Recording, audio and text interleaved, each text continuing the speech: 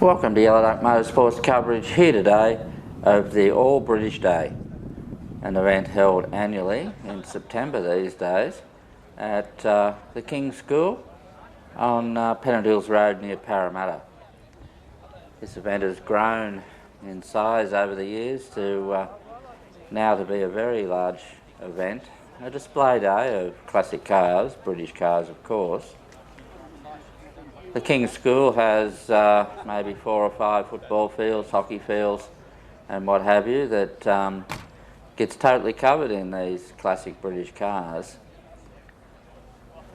The event was held in August for many years, has now been moved to September to try and get better weather, which seems to have worked quite well. It was quite a warm day on this occasion.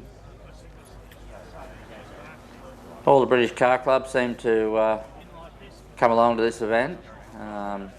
This year there seem to be much the same number of cars as previous years. The small Fords were out in force, as was the Mini Club. I don't think I'd seen more Minis in one place at one time for a very long time, if ever. Small Fords here, Escort. Lots of classic cars to have a look at and wander around. Ford made quite a few classic cars. Something that manufacturers don't seem to be doing these days, making sort of special models of their base unit. Oh well. Lotus here. Got a bit of a rejuvenation when taken over by another car company. MGs. It certainly is an event embraced by the British car clubs to come along and put their cars on display. Yeah, quite a cross-section of both types of British cars, but also what would you call it, the different attitudes towards British sort of classic cars. The absolute, as they came out of the factory type cars, the ultra modified sort of cars, right, and the ones in the middle that may just be keep them on the road attitude, you know, fit an electric oil fuel pump or whatever might be the easiest thing just to keep it on the road. Triumphs here.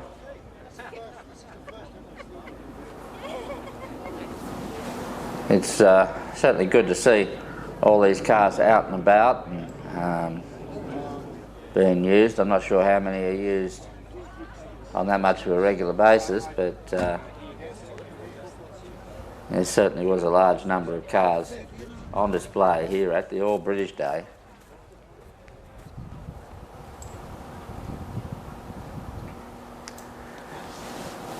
TR6 celebrated 50 years, so there was a large number of TR6s on display.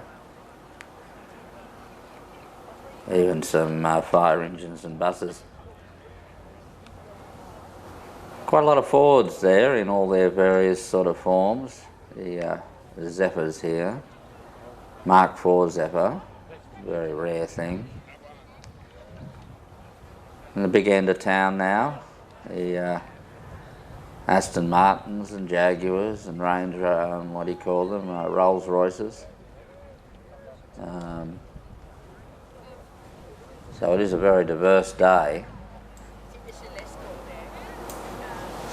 Central Coast British Car Club here, a strong car club.